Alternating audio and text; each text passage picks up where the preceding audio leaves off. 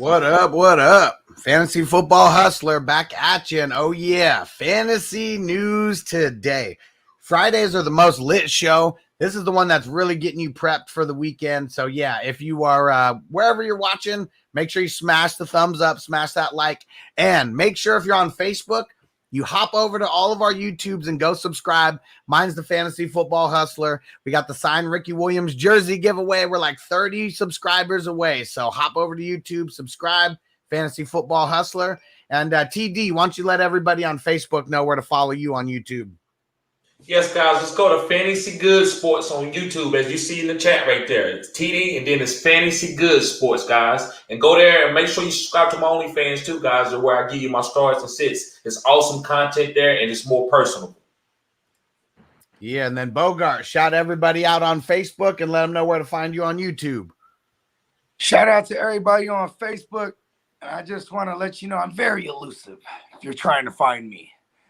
Right, but the earth is my turf, and you could find me at the GMM Network and subscribe to the GMM Network on YouTube. Give me money. Let's get it. And then Rendon said, "What's up? I started Woods because of you, 100." So, who was it? Who was it specifically that told you? Since there's three of us up here, I know we was all. I was definitely on record for saying Woods, but he might, and who knows who he got it from. He got it right, though. Hell yeah. Hell yeah. Don't quit Mr. on Bear. The boy Bobby Trees now. Yeah, I know I told a lot of people to play Woods because, listen, I'm big on, like, stashing. When people have bad games, it's like stocks. Oh, he's going, because you know he's in the offense, he's getting paid, so it ain't like he's some gadget guy coming off the bench. You knew it was just all a matter of time that he was going to have this type of game. Now, I'm not going to say he's going to do this every week, but I think every 2 or 3 games, you're going to get this from Robert Woods. I think it's like one of those things. We talk about regression to the mean like so much. If you go that far down, you know, you're going to regress. And it definitely came back real quick with the bounce back. I don't mean to cut you up. I'm going to jump on the computer. My shit just you know what? Actually, I'm good. We're rocking. Just go for it. If it's easier to hop on there, yeah, just get it going in the background. No, good. I'm coming in clear, so we're good. Cool. All right. And then Mr. Bear, we're not doing any start-sit questions right now. That's going to be tomorrow's live stream. But anyone who wants to get a start-sit question answered right now, just make sure you throw it in as a super chat. You know, we'll get right to you. But if you have any questions about news, anything like that, you know, feel free to chime in. But that's what we're covering right now is going to be all the crazy-ass news. And why don't we start with the fallout from Thursday? So Russ, oh man, he was out there cooking a little bit too much. Finger is all messed up. They said it's called mallet finger, pretty much a sprained joint, really bad. And they said it's really hard for him to flex his finger. And they're waiting for more MRIs, but surgery is not out of the option. So that's definitely one of the possibilities right now. Bogey, I'll let you chime in here first. What do you think about the Seahawks if they have to be without Russ for, let's just say, a handful of games because he has to have surgery? First, I want to say I'm not a doctor, nor do I play one on a podcast. And they from what I know, they said surgery, like you said, is not off the table. But they also talking about they could put some type of pin in place. I don't know if I want that throwing at my DK and my Tyler Lockett shares. I will say if they move forward with Geno Smith, I mean, at least he's going to target the guys. You know what I mean? That's all we want. Because, you know, Russ is really he's going to find you, right? Russ will fight, whether you're Jeff Swain or a random Will Disley, he'll find you if you're open. But with Geno, when he got in there, we got a pretty good sample size, like a damn near a half of football, right? So, and he was just going to DK and Tyler Lockett. Give me that. So, you know what I mean? Just for fantasy purposes, because that team carries a bad defense. So this theoretically probably the worst. I'm going to go out on a limb and say they got a couple playmakers like Adams and Bobby Wagner, but as a whole, I think they are the worst defense in the NFL right now. They're literally going into last night. They were 32 and overall. So they literally are the worst defense. They played fairly well the first half. You know, I mean, Sean McVay made incredible adjustments as he does at the half. But I do want to add, it is division rivals, so they know this team well. So don't be fooled. Like, this team's bad. You can play everyone against this team. You know what I mean? Fire them up. That's a team you stream everybody against when you go up against them. Oh, TD, yeah. what are your thoughts about the Seahawks? And let's just say that Russ does have to miss a few games because he has to have surgery. What are your thoughts on the Seahawks? So for fantasy purposes, I think it's going to be excellent for DK owners. But Tyler Lockett owners, I think you stash Tyler. You play him, but you don't expect him to do anything. Maybe 5 to 10 points a game, maybe, because it's going to be an Alex Collins and deep ball to DK game.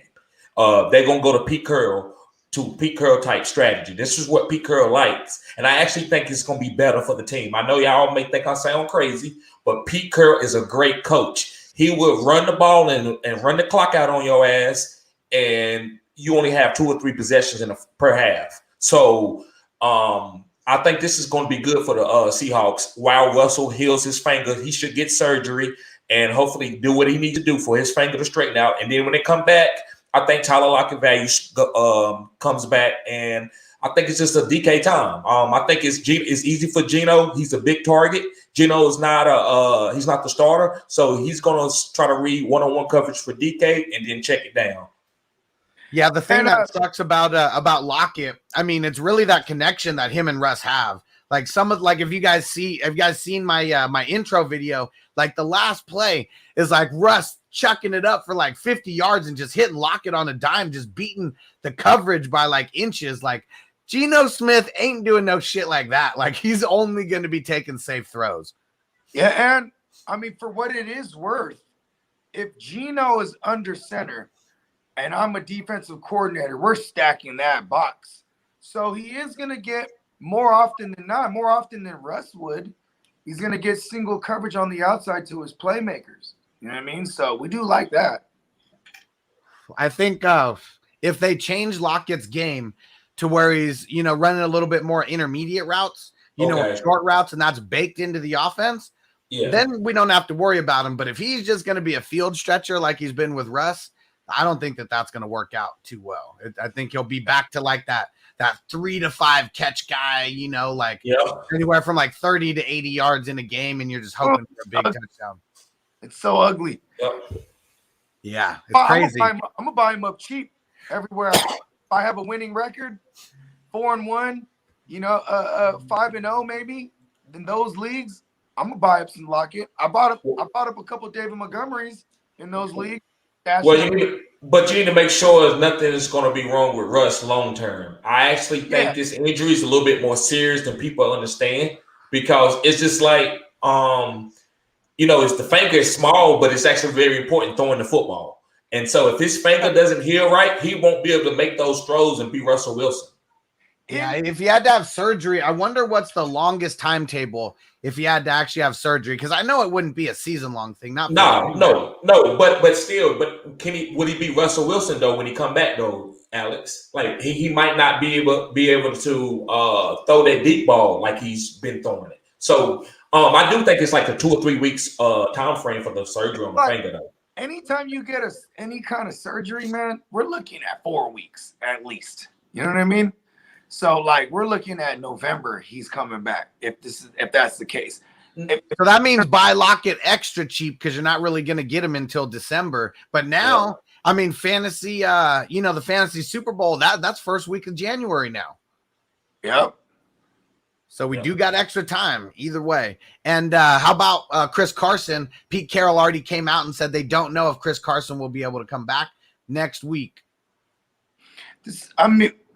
Listen, let's be prepared that Alex Collins, I said this yesterday. I said Alex Collins probably going to get 15 carries.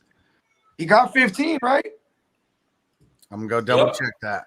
Yeah, he got 15 with two receptions. Yeah, he went into the half with 9 carries and 30 yards, and he didn't finish with much more than that. But my point is, the game script is going to be he's going to be really game script dependent. If it's not Russ, how much of these games are they in? DJ Dallas, he came in on hurry up situations, if you're losing by double digit deficits, we're gonna see more DJ Dallas in deeper leagues. He might be like super deeper leagues. He might be an ad. You know what I mean? I disagree with you a little bit, Bogard. Okay. I don't think they be in negative game scripts. Yeah, I don't think they be in negative game scripts. I think they pounded with giving Collins about 20 to 25 carries a week and trying to get Carson healthy. So Carson, when he comes back, he'll get some of those carries too. But they're going to play Pete Carroll ball. They're going to run at least 30 times a game, and then they're going to pick the shot. I'll guarantee you that. But this is why Chris Carson is so dope. Is because he could produce behind that bad line. That line is not any good. And if you're going to stack the box, that's why I'm not really big. Like, I would try to sell Alex Collins to the Chris Carson guy if I have Collins and no Carson, because I'm not really bad. Man, dude, he was an RB3 last night. You know what I mean? Mm-hmm. Yeah, nothing special about him last night. I mean, 15 for 47 on the ground. You know, that's a 3.1 average. And then the 2 receptions for 25 yards, you know, so I got you a couple extra points, but he's a deep league play, you know, and that's really about it. And Phil DeCane, what up, bro? Any update on Montgomery? Montgomery's out 4 to 5 weeks, so we're not going to have any updates on him really anytime soon. So it's really Damian Williams, at least for right now. That's all we know. Oh, yeah. All right, and then let's see. Well, how about we get in there on the 49ers real quick so Bogey can chime in on them. So Lynch, he came out and said there's a chance that Elijah Mitchell can play on Sunday. So it doesn't even sound like he's a full go, more of a game time decision. Jimmy G officially not practicing again. And Trey Lance, getting him ready for to be the starter. And then George Kittle's just working out on the sideline like he kind of was last week. Why don't you just give me your thoughts on just everything 49ers related and all the injuries? First of all, I've been on the pre-roll hype. I enrolled me some and I put some wax in it, and that shit just will not fucking run. Anyways, you know what? Trey Lance is the only one I'm confident starting. And please, Elijah Mitchell, don't play, because then Trey Sermon to me is in play here. You know what I mean? Trey Sermon, he got 19 carries last week. You know what I mean? He didn't fall into the end zone. He probably won't get too many targets. But, you know, I think he's a better – like, if we knew Mitchell wasn't playing and we knew Carson wasn't playing, I would have told people Trey Sermon over Alex Collins. You know what I mean? Like, you know, this is a team you could – you know, people can run on Arizona. The only difference why people aren't running on Arizona is because they have to abandon the run because they're usually playing from behind against Arizona. You know what I mean? Yep. So, I mean. Let's say Elijah Mitchell does play. Would you play either one of the two? And if so, which one would you play over the other? I'd probably play Eli just because I could assume that Eli is the one they would scheme up in passing down situations. But I just don't even trust him. I mean, because if he is going to play, how about this? If he plays, I'll play none of them. There you go. So what I think, and I'm being a little bit of a contrarian, but what I say fire everybody up. It depends on whenever Ayuk is a guy, he's way down on your team. You got plenty of receivers to know. But listen, I'm playing Ayuk because I don't have a lot of receivers, and I'm not going to waste my value that I drafted Ayuk on. I'm gonna make sure when I release him, I'm done with him. I'm not going to say, oh, my God, I dropped him week 7 and he goes for 40. I'm not playing that game. So while I got Ayuk, I'm going to put him in the flex. I'm going to fire him up. I'm firing up Kittle. I'm firing up Debo. And I'm firing up. I'm not firing up. Then the running backs is different. I got Elijah Mitchell. I'm not firing him up. I want to wait and see about that because I got other running backs and I can afford to wait. So it depends on your team. But wide receivers, I'm going to play Ayuk. I'm not disagreeing. I'm just saying the only one I'm comfortable starting is Lance because Lance is going to have to do it all. He's going to be running around. He's going to be throwing the thing. Yeah. It's really the running that's going to keep his floor high, right? Exactly. Yes. All right. Let's see. And then on the other side. Yeah. And then on the other side of the ball, so for the Cardinals, Chase Edmonds, game time decision. And sucks that going up in the late game. So I hate those kind of decisions when you really got to wait. They got the 4:00 game.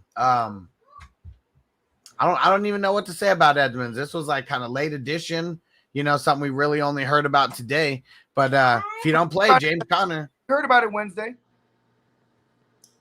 James Conner is a 0 RB back, and that was a guy that I drafted a lot in all my drafts.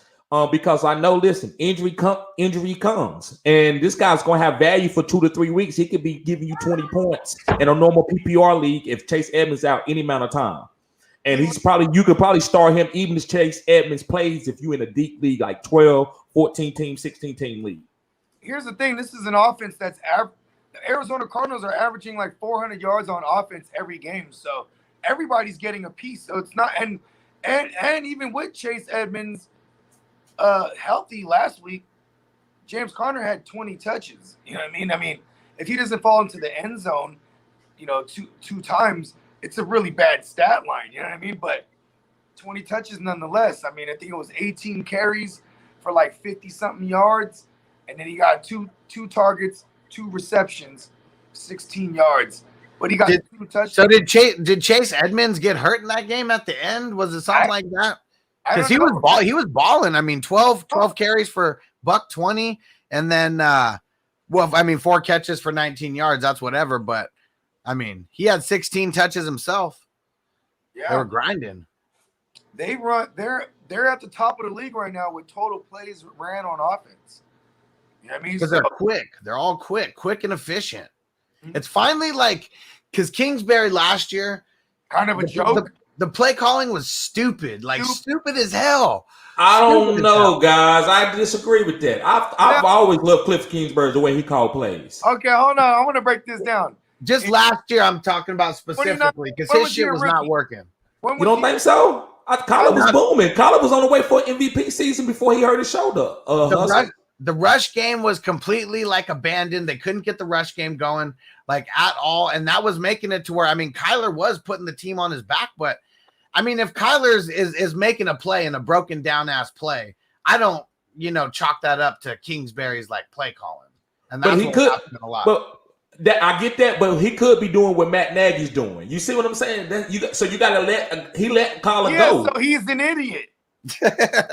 If you're gonna talk about Matt Nagy, I think, hold on, Cliff Kingsbury. Let's go back to 2019 when Kyler was a rookie. He was the rookie head coach, right? Fresh out of college, right? You know who was the shit on that team in fantasy? Gonzalez, the kicker, because they could not score in the red zone. So Gonzalez was putting up numbers every week, kicking the field goals. I agree. Year number 2. Now they're Reds. They get DeAndre Hopkins. Their red zone woes. Kenyon Drake, because they got Kenyon Drake at the end of the season when they beat y'all, and then they end up being a top rush team the second half of the season because they didn't have any running back. Chase Edmonds stayed hurt that season. Go ahead, finish. Yep. And for what it's worth, Kenyon Drake in 2020, he did finish as an RB1, if I remember correctly, right? Mm-hmm. But it was all front loaded. Everything was front loaded. You know what I mean? Even with Kyler Murray, it was all the first 9-10 weeks. It took, if you guys remember with the run game, Kenyon Drake didn't get going until he faced the Dallas Cowboys. And that was when I think even Todd Gurley got off against the Cowboys. It was one of those where you start everybody versus the Cowboys. It took them playing the worst rushing team for them to be able to get the run established. Yeah, you ain't lying. But here's the thing. There's a specific play I remember. It was against the Lions, right? So they're down there on the 1 yard line. He calls a run play, but they have him out the shotgun.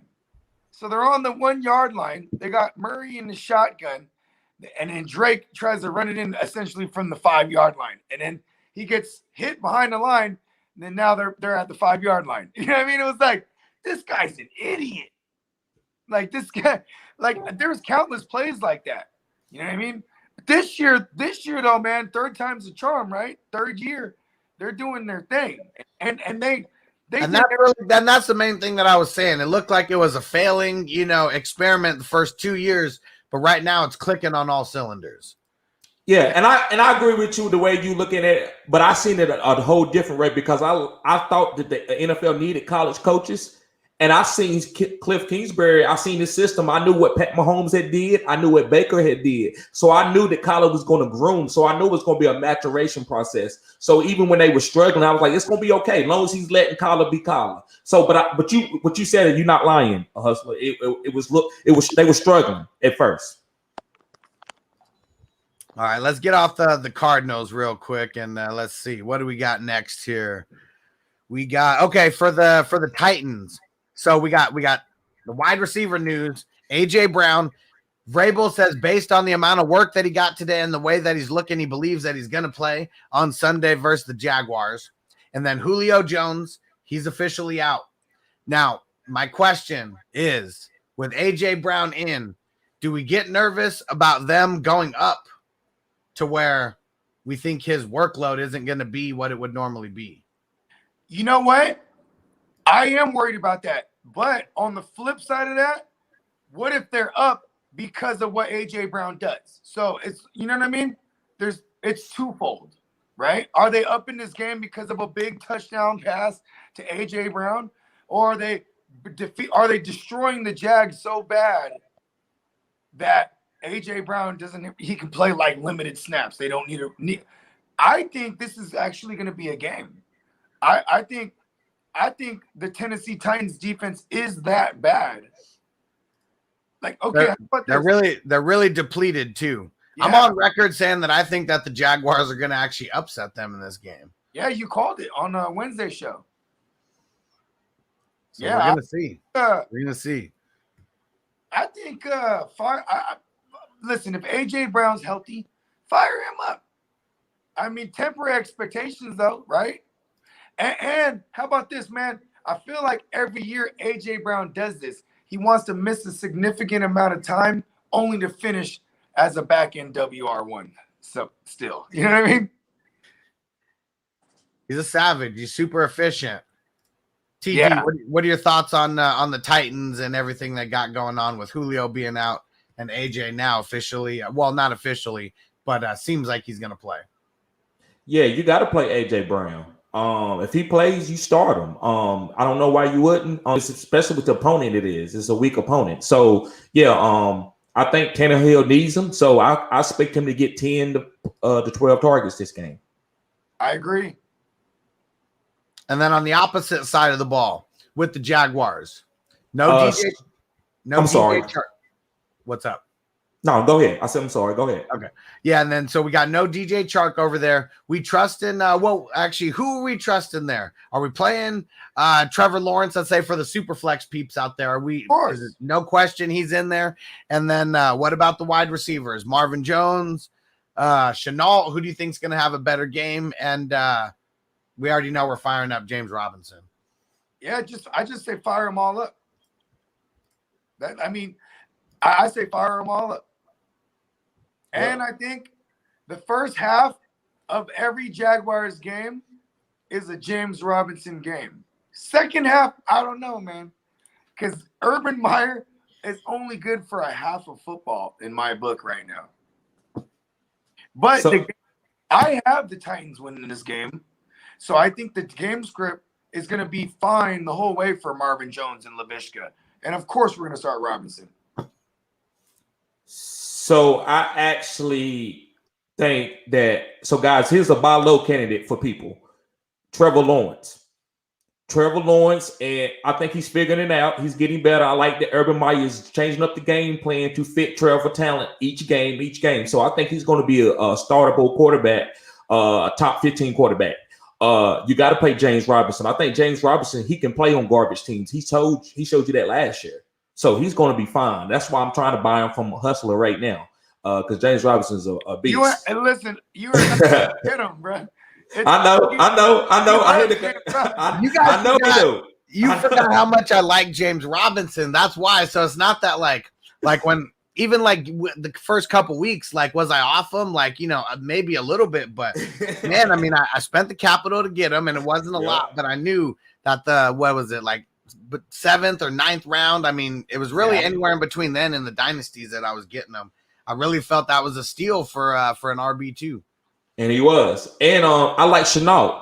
I think Chenault finally gets the role with DJ being out. They can kind of do more little like Urban Meyer things with Chenault. And I think can take on the more of the Travis Etienne role and be able to go downfield. So I think he's going to be like a hybrid player going forward. So listen, guys, he's a buy low. If you let him play this week, you won't be able to do it. But right now, go get him. If you are 3-1 or 4-0, go get him. It's hard to buy low on Vishka though. It would have to be like a needs for needs thing. I don't Brandon Cooks. I do it right now for Brandon Cooks. Yeah, for sure. But listen, after DJ Chark goes down, simple fantasy math tells people that Vishka has more value. That's what I'm saying. And then Brandon Cooks, we might have missed that. That ship has sailed. Where people we want to buy him. Yeah, you could tell people, he's getting 30% of the target market share. Care about that shit. Because it's Davis Mills. He sucks. Yeah. Tyrod's coming back. I mean, hopefully we just don't know when. We don't know when. Hey, listen, man, you know me. Listen, as much as contrary to belief, I don't just say anything when I'm making a trade. You know what I mean? It has to make sense. You know what I mean? Yeah. And then real quick, before we get into our next topic, let's just shout out everything that we got going on for everyone who's watching right now. So for me, make sure you go to patreon.com/FFHustler420. Join the crew. A lot of good things going on. A lot of it's about the one-on-one advice. And I do 4 live streams every single week for questions and answers. And all Patreon members, you get your questions answered in the first 10 to 20 minutes of the show. So it's a good reason to be on there. Go check it out. It's patreon.com/FFHustler420. Go get signed up today. Get on the elite tier or higher, and then you're going to get in the Discord. Get on the superstar tier or higher, and then you get DM access to me. So go check it out right now. And we also got the Ricky Williams signed jersey giveaway. So here it is. That's the big thing right now. We're about 30 subscribers away from doing the giveaway there. So, yep, it's the orange joint. And, by getting on Patreon, you get the extra entries into it. So go get signed up right now. Get those extra entries. We're like 30 subscribers away on YouTube from doing the giveaway, if that. So it'll be happening by next week. So, yep, go get signed up. And fantasyfootballhustler.com. That's where you can get to it also.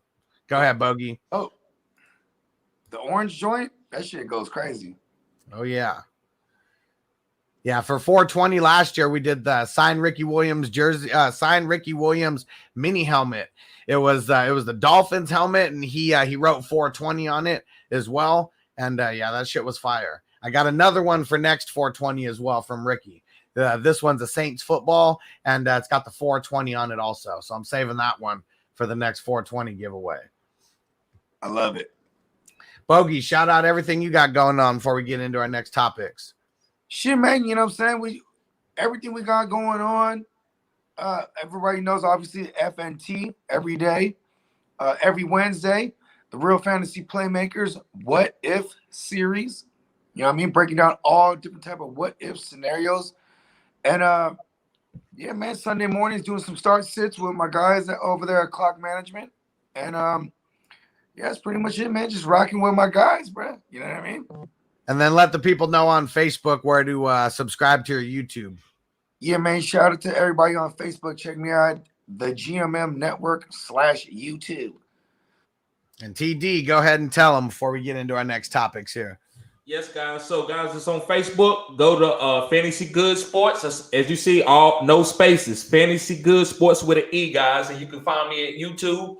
And also, I'm doing my OnlyFans. I started my OnlyFans up, guys, and I'm giving you cutting-edge content there. And it's more personable. I know you always need help between the games. You're like, well, who do I start? Where I might not be checking my YouTube. I might be watching the game, but I'm checking my OnlyFans at all times, guys. So, yes, go subscribe to my OnlyFans for just $10 a month.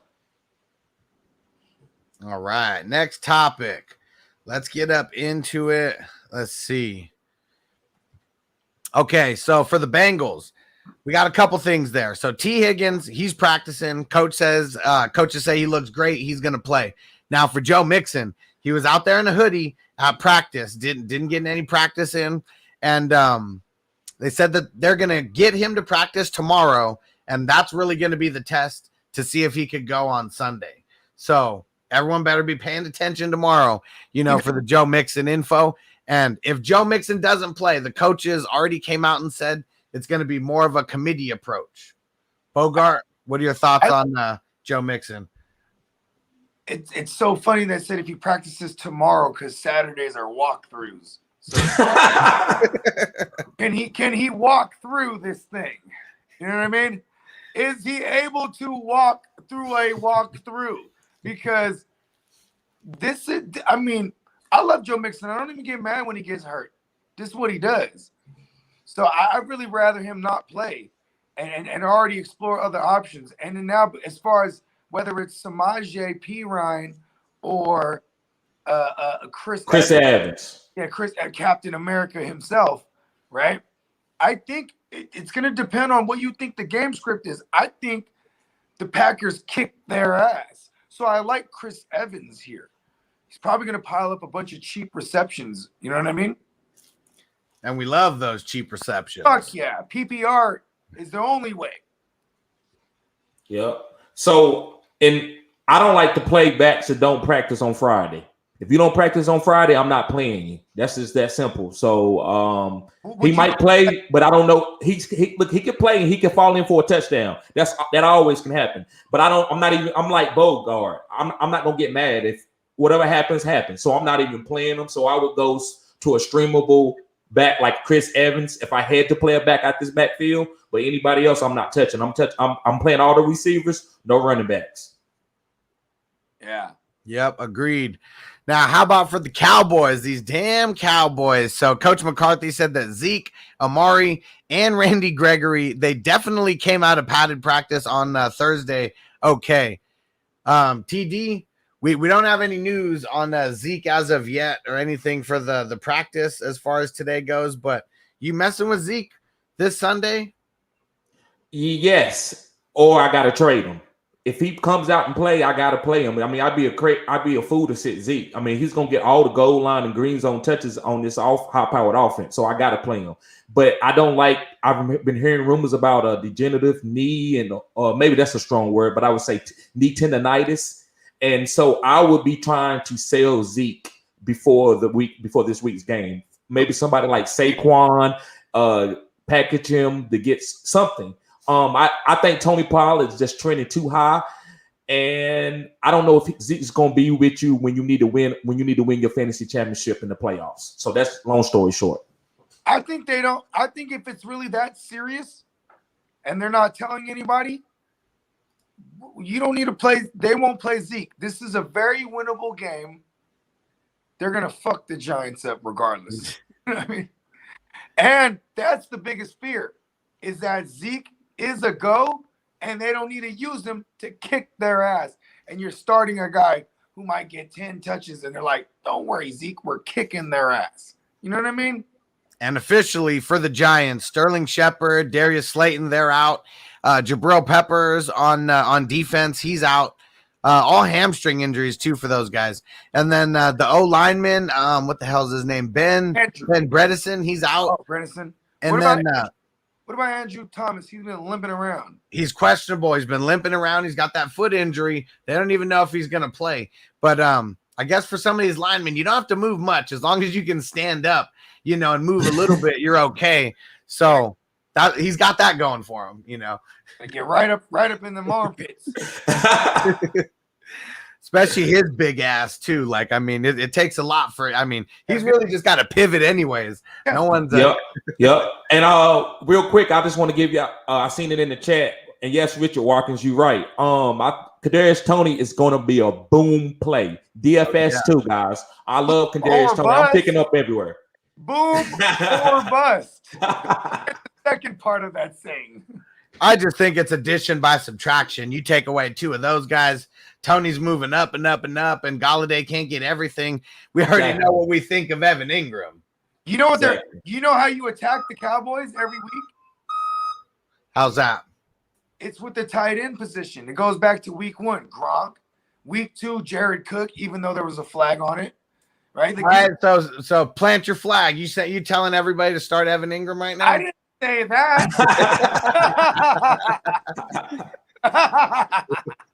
Back the truck up. Back it up. Tony's going to get a lot of work over the middle. And I mean, I think yeah. it's really just the middle of the field is where you can attack them Yeah, a lot easier than the sides. I imagine that's where Tony's going to live because yeah. John Ross will be opposite of Kenny Golladay on the outside. And then Tony the Tiger himself is going to be playing more so out the slot. This game scares me. I'm a Cowboy fan. And I think the Giants have a chance. I really do. Trap game? Yep. That's a great reverse jinx if I've ever heard one. The Cowboys are going to kick their ass. In the words of Jimmy Johnson, we're going to kick their ass. All right, we got some other news here. Switching over. So for the Steelers, Cam Sutton, James Washington, they are out. Big Ben, not even on the injury report anymore, so he's good to go, and he's going to play. And then I think there was one other thing in here. Chase Claypool is good to go for Sunday after missing last week's game. Do we like the matchup for him? That's why I want to ask y'all, too. Do you play Chase this week? I don't know, man.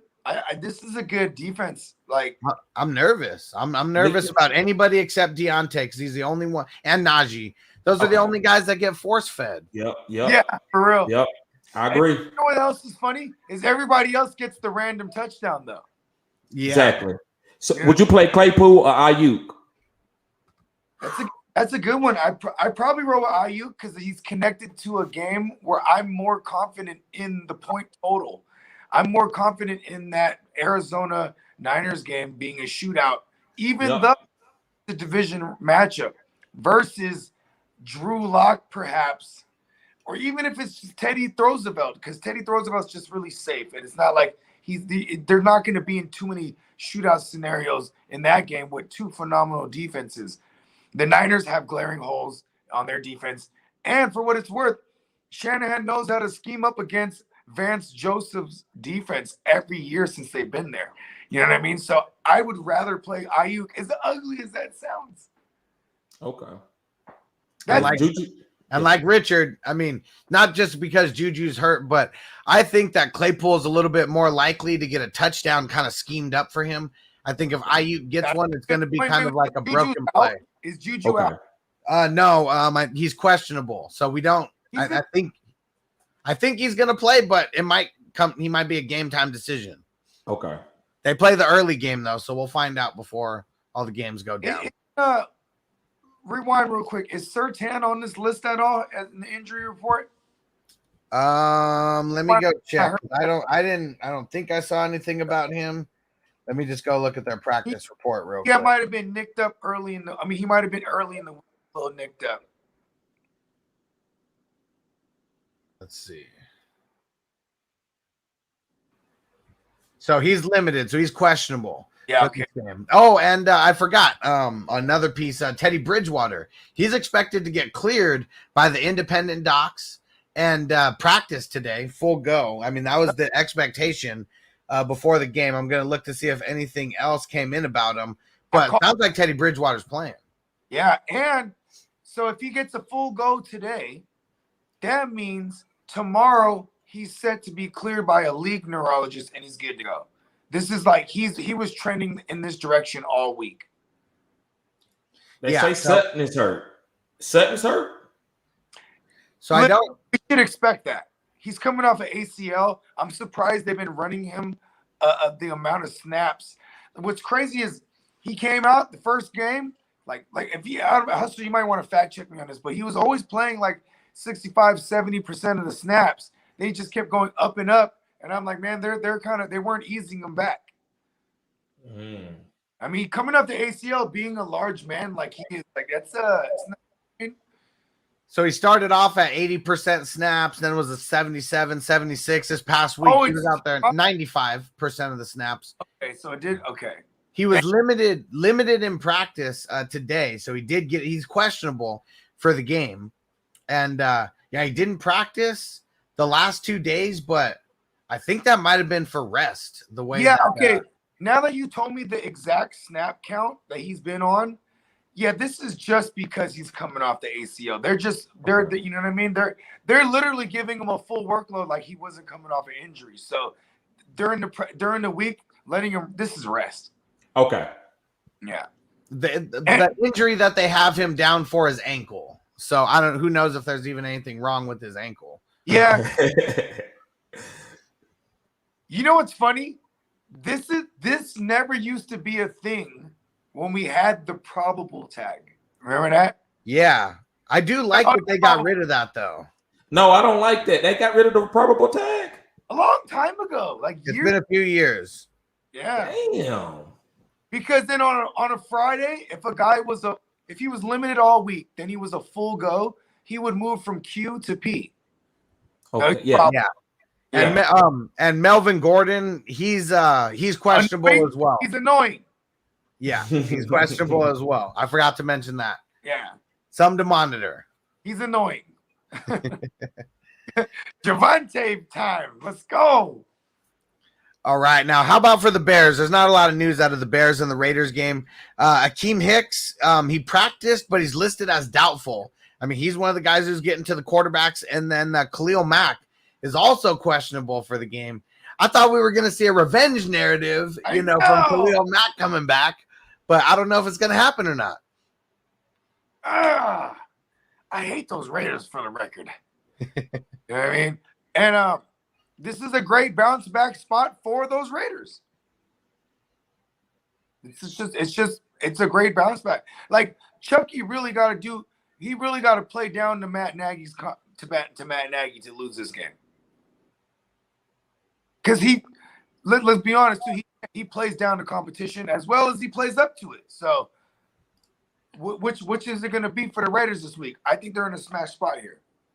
I don't think so. I think Justin Fields is the X factor, and you don't know what he's going to do. I like your version better, for the record. But this before you continue, I just want to note that Justin Fields played well against, better against the Lions because they have zero pass rush. That's true, right? The Browns. Ngakoue and Max Crosby. Even though Ngakoue likes to flap at the gums, I mean, if we're just talking about, I know he's rushing the QB a little bit, but he's not showing up on the stat sheet. Let me tell you that. Pressuring him, he's fucking plays up. He's doing Jadeveon Clowney things, where you remember Jadeveon Clowney, he would always be wrecking the play, even though he never showed up as someone who got the sack or the tackle. He was disrupting things. Ngakoue, and then here comes Crosby to clean up. You know what I mean? They're bums. As much as they're talking all that shit about being the best pass rushing duo in the league. Hell no, they're not. You got to show up on the stat sheet also. At Chicago, where's the Chicago line at? Their offensive line is non-existent. Oh yeah, they don't have one. So this is going to be the test. Are they really? Because they look like fugazis to me as well. It's been on both sides of the ball. At least I like your version better, and I like TD's version better than mine because I hate those Raiders. You know what I think about the Raiders? They're fugazi. I think Justin Fields. I think Justin Fields get the ball out quick this week, and they do a little bit of different things. Like I think they use his legs a little bit more. And I think Matt Nagy, he's not a great coach, but he knows a little bit. He's not a great coach, and he's not a good coach. He's not a great coach, and he's no Jeff Fisher. He's somewhere in between. And he's no Sharon Stone, man. Bonus points if you know where that came from. All right, let's see. Next piece of news. All right, so for the Panthers, CMC's practicing again. Coach says he looks great. CMC says he feels great, and everything. But then he gets slapped with the doubtful tag today. So who knows? When you get slapped with the doubtful tag, you're probably not playing. Who knows? We shall see. And then their left tackle, Cam Irving, not practicing again for the third straight day. As money as Darnold has been, if they lose their left tackle for this game, TD, is that going to affect them at all? Or we expect to see the same things out of the Panthers?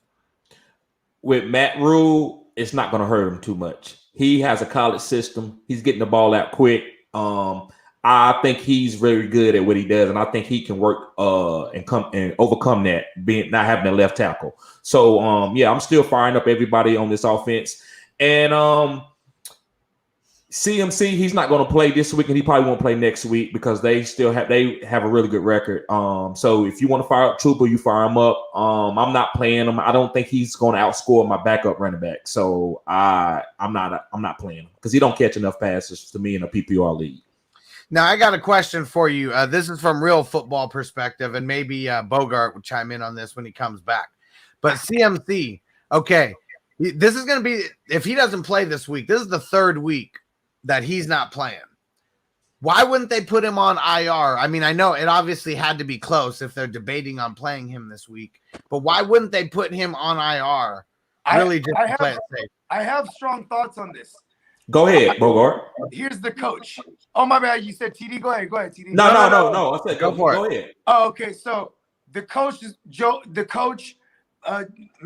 Rule and Joe Brady. They go over to CMC and they say, "Hey man, how you feel, man? I feel great. Yeah, he's out there practice, man. You look good, man. I feel good, right?" And then today, it's different. He's doubtful, right? I think this is just one part coach speak and two parts that their highest paid, their franchise, the face of this organization these days, CMC, they're putting faith into what he tells them. Because honestly, you put him on IR, now every team who never Bogey's in the Matrix. On Sam Darnold, right? The fact that they need to keep game planning whether they're going to have CMC or not. And this is the team that's still coming out of left field. As soon as they lose that, they're not a threat no more. You know what I mean? I guess thinking about that does mess with the defense. If you do think that you have to game plan for CMC, I mean, that's a whole bunch of things that you have to worry about game planning. And then if he doesn't play, that's a whole bunch of things that you wasted time on, just kind of out the window. Yeah, and because you know what? If they say, hey, CMC's on IR, you know what? Everyone says they have fucking several seasons of Sam Darnold tape. No one respects him. Yeah. No one respects him. So, you know what I mean? D coordinators would be like, I would drop everybody in the coverage. You know what I mean? Like, if you have the game plan for CMC, it's just like you said, just make them waste as much time as possible. You know what I mean? Running in circles. And maybe they just think that they could beat the Eagles without him. I mean, the 1-3 Eagles versus the 3-1 Panthers. I mean, Sam Darnold's looking like the best red zone threat that they got right now, and that's crazy to say. And you could run on the Eagles. You could run on, and this is the game. What's Darius Slay's? What's his status right now? Oh yeah, let me check that out. Because now, not only can you run on the Eagles, if you could pass on them more, because you were already able to pass on them, and see what I did there? You could pass on them more. And DJ Moore is going to kill him. And Robbie Anderson, the string bean himself, probably has a big one down the field at least once in this game. Like, this is a game that they should. And I think Jalen Hurts he's a gunslinger. He's reckless. There will be some turnovers here. They're going to have some short fields for Darnold to work with. Yep. And then, so real quick. So Darius Slay, he's back. So it's a personal reason why he missed Thursday, full go at practice on Friday. Okay. But there's a lot of drama going on over there. So their starting right tackle is out. And it also says personal matter. Didn't practice all week, and his status for this week is out. So that's their starting right tackle. And this is the Eagles. The Eagles, yeah. Lane Johnson. Lane Johnson, damn, there's always something going on with him, bro. His whole career, man. He's good, though. But you know what, though? I like this because now Hassan Reddick and company are going to be able to just do work. Coming from that right side, bro. Oh, yeah. Let's go. Yeah. What about Brandon Brooks? Brandon Brooks is he good? Because I know he's coming off that Achilles that he was always like questionable every week. Yeah, everyone else is good. Okay. Yeah, really.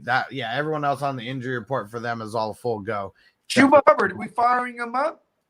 Obviously, right? Against this matchup? It depends on what you got on your 13 team. carries, I think it goes up. Are you playing him over Gainwell? I would play him over Gainwell.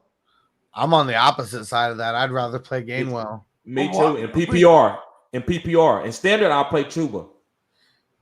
I just feel like Sam Darnold. I mean, look what Sam Darnold did. He took all the money from him last week, like right at the red zone. But it's the match. Okay, this is that matchup though. Like they're giving up 6 to 8 yards a clip against the run. This is not a good run. This is why I say this. But DJ Moore is still gonna carve up Slay either way. And then Robbie Anderson he's gonna get a Robert Woods game soon. You know what? Slay sucks, huh? I mean, he's not shutting people. I mean, he's good. He's not Detroit Lions Slay.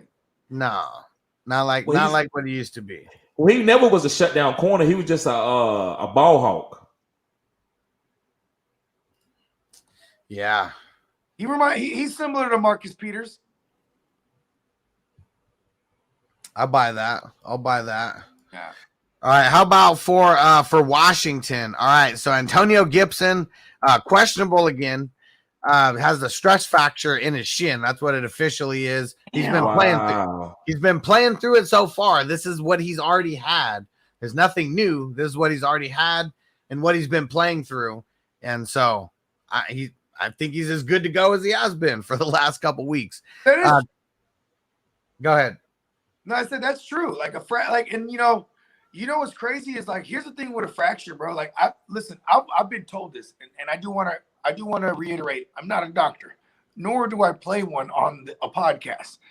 But apparently, when a fracture heals, it actually makes the bone stronger, supposedly. Because now, maybe now you're getting to case by case scenarios, like whether sometimes people's bones are more dense than the next person's, but apparently the calcium layers on it, so it actually thickens the bone and it makes it stronger. I mean, that's why people, whenever you have a clean break, you have to, you know what I mean? Sometimes you have to put a plate even, you know what I mean? I don't know. All I'm saying is this makes a lot of sense what's going on with Gibson and his production. And we all loved Gibson because he had the potential to be a workload carrier, a bell cow, a do-it-all, right?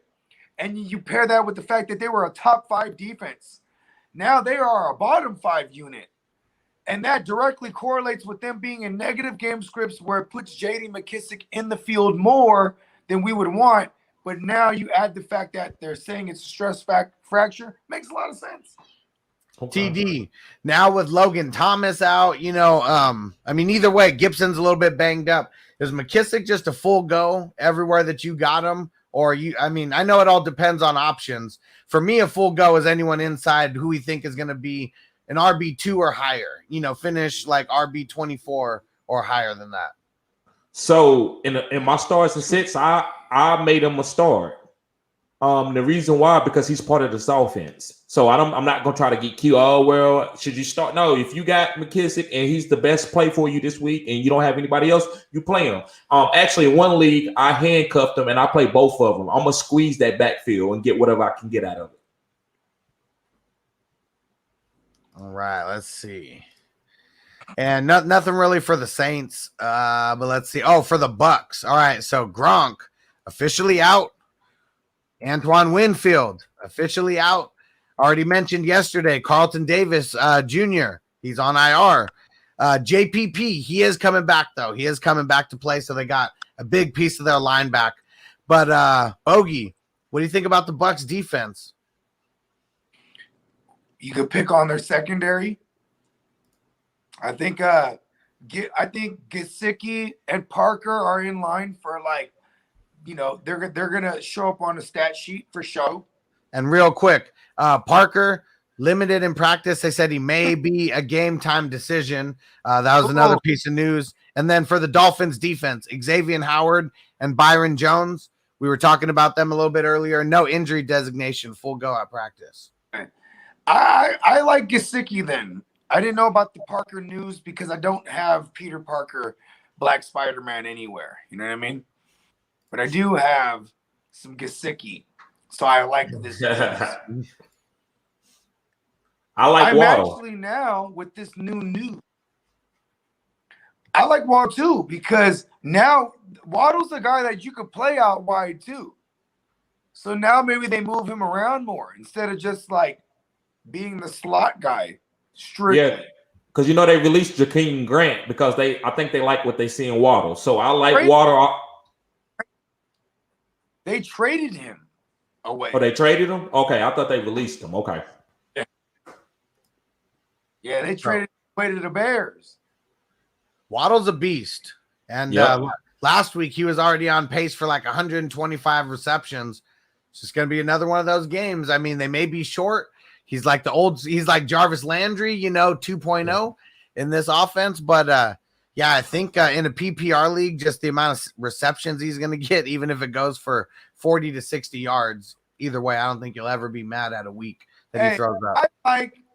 I like Jacoby the grilled beef brisket under center for all those fantasy pieces way better than the tuna fish, bro. Yeah. It's just that righty versus lefty. I think that's what it might be. Like, who knows? I don't know what it is, but I just know that not every receiver is Jerry Rice. Clearly, where you can go to a lefty and you're still the GOAT. Facts. And Hollywood, no, we didn't do the winner for the Ricky Williams jersey yet. We're about 20 subscribers away, so it's when we get to 1,750 subscribers. That's when we're doing this one. And then we got an Alex Highsmith jersey giveaway going down at 2,000. And then we got Darius Leonard going down at 2,500.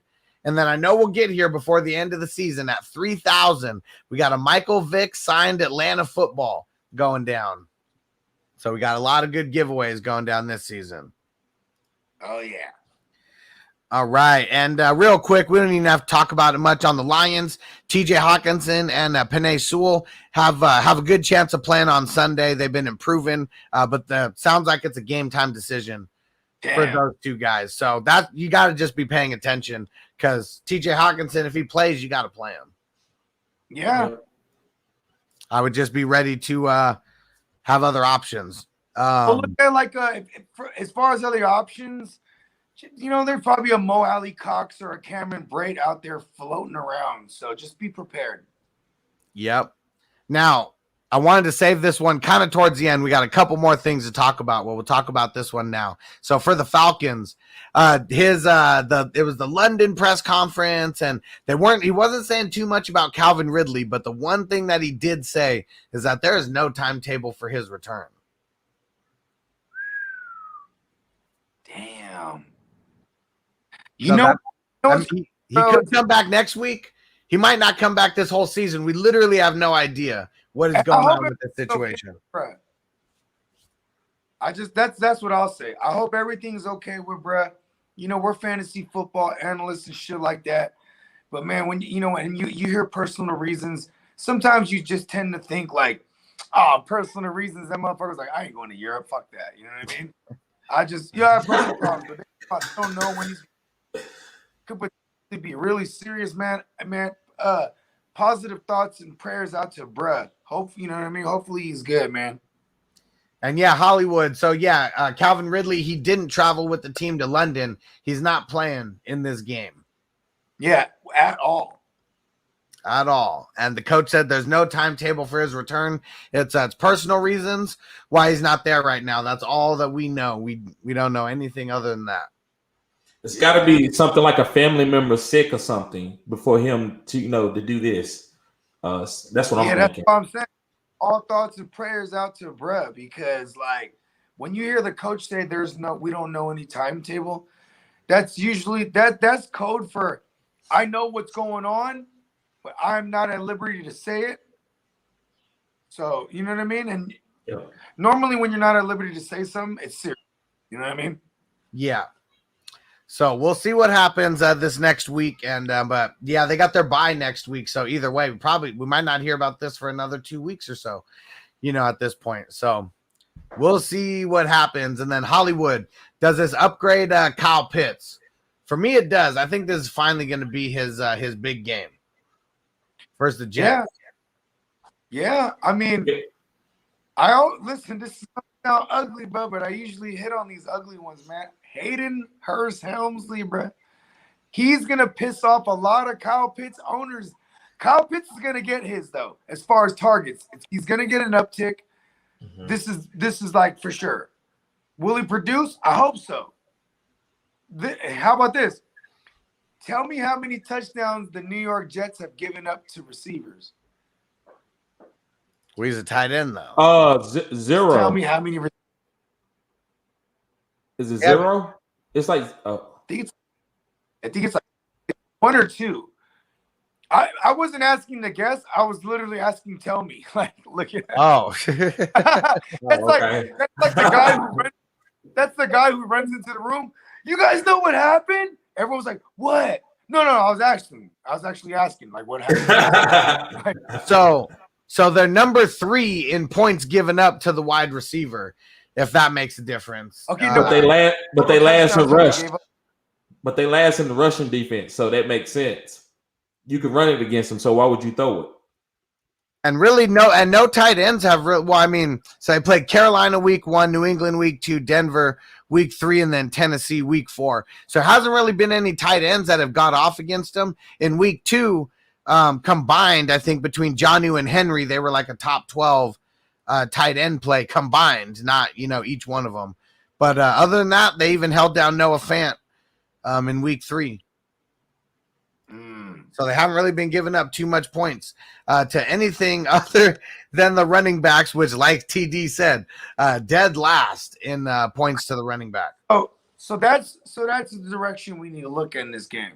So like, and you know what's funny is like they're not really great on the ground either, Atlanta. You know what I mean? They use their running backs in the passing game more so.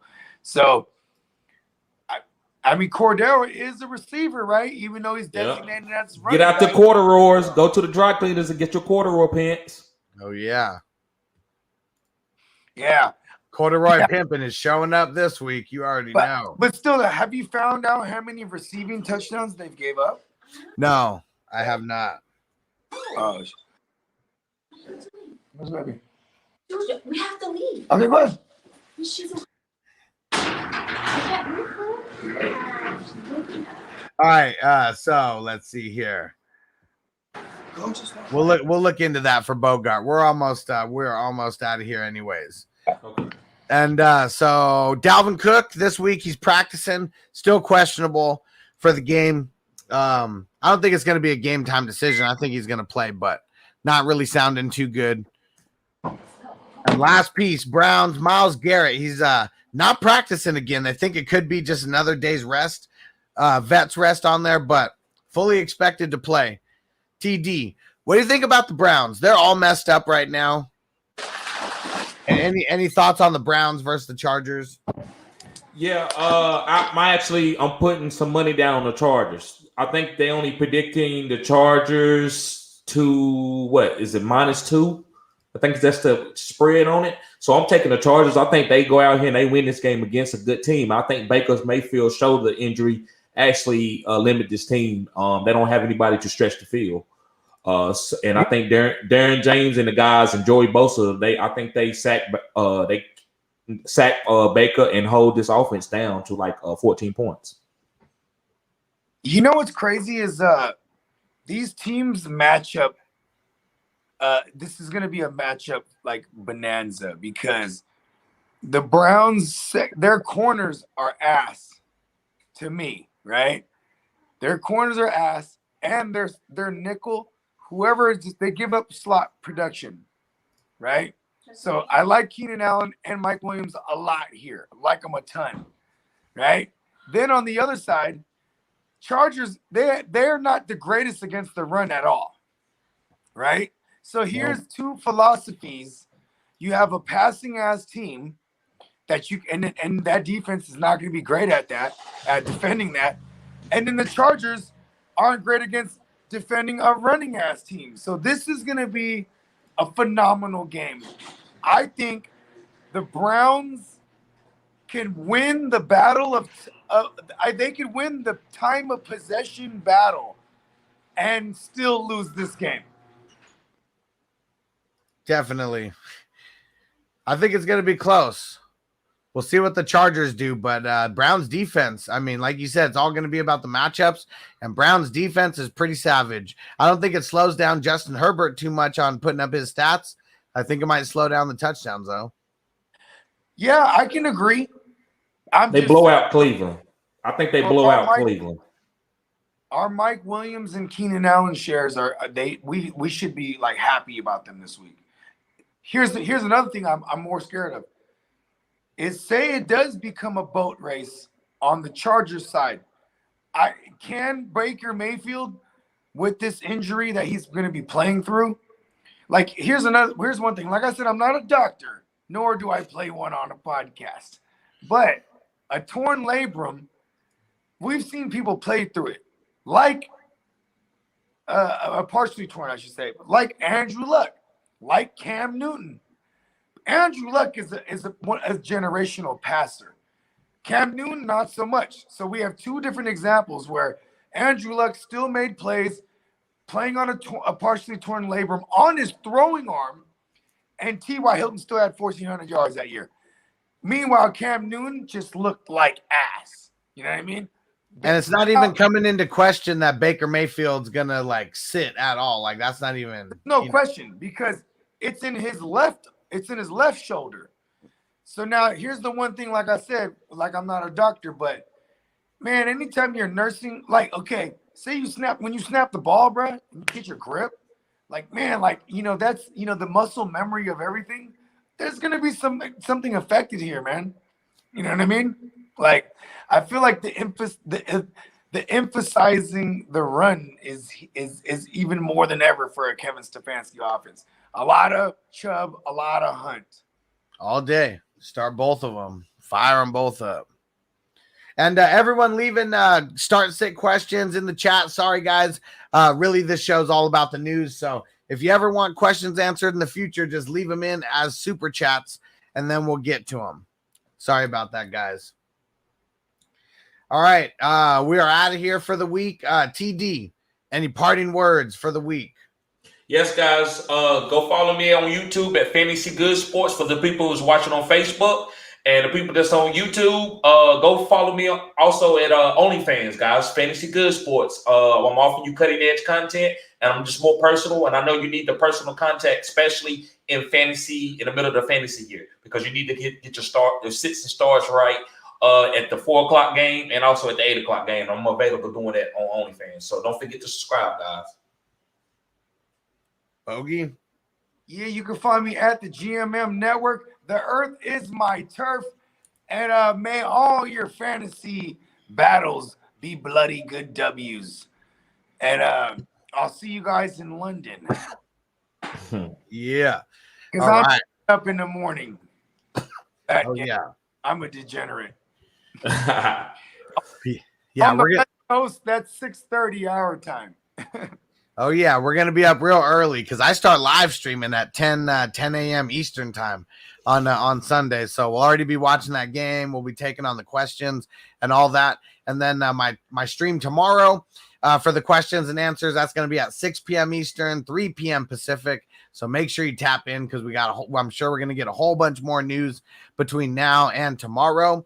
And what else do we got going on? Oh, yeah, Patreon. Go get signed up so you get your questions answered with priority on all these live streams. It's patreon.com/FFHustler420, or just go to fantasyfootballhustler.com. It's the top link. And go to fantasyfootballhustler.com. Go follow me on every podcast. Help me get my downloads up, guys. Let's get them up there. And follow me on every social media. It's also in there as well. And one more word of advice. These are my official parting words. Sell high as fuck on Corduroy Patterson right now. Do it now, according to Bogard. And one more time. I just bought CeeDee Lamb somehow. Anyone can do this. I don't see it. If Calvin really doesn't come back, that doesn't mean like Corduroy is the man the rest of the way. I swear to God, it doesn't. And you won't have him. Swear to God. All right. We're out. See you guys later. Peace out.